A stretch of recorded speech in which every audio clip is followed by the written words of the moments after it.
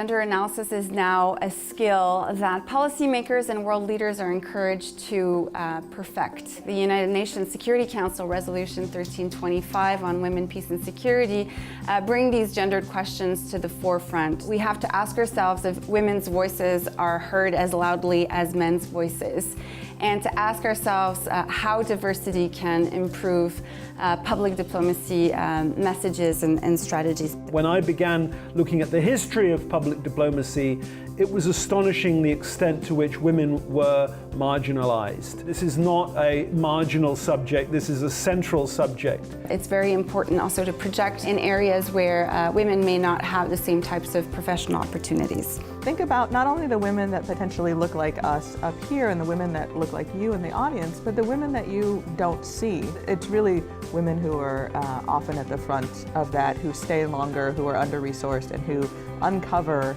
amazing resources within themselves and within the people around them to be really transformational.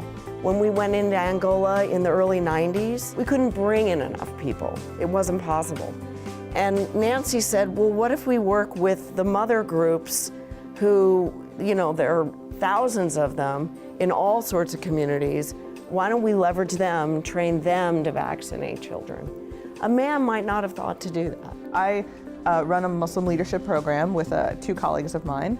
We're all women, and we really have put as a core value having at least 50% of women in our cohorts that we train. But we never advertise that.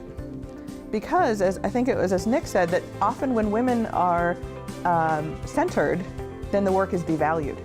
Looking at the situation that's happened in Tanzania, for instance, in the case of Bibiana and Tindi and other albino communities, they exist today because women protect them. The mothers who gave birth to those kids kept them safe and they protected them. We have to constantly say, are there other things we should be doing? If somebody wants to do something that is positive and takes us from where we are to where we need to be, and they just go here, then, you know, Baruch Hashem, Alhamdulillah, and God bless them, we want them to make that step.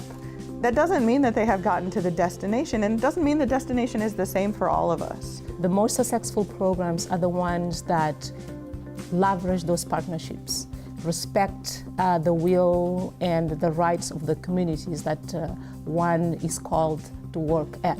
Is there a shared vision for what you're trying to accomplish? If the vision is just yours, it's probably not going to go anywhere. You can bring all the millions of dollars, but if you don't involve the community, if they are not a part of it, and if they are not engaged, if they are not your partners, you will not succeed. You always have to be asking yourself when you do these campaigns, what is my goal? What is going to be success? What do I hope to do? If I haven't done it, what can I keep doing to make it happen?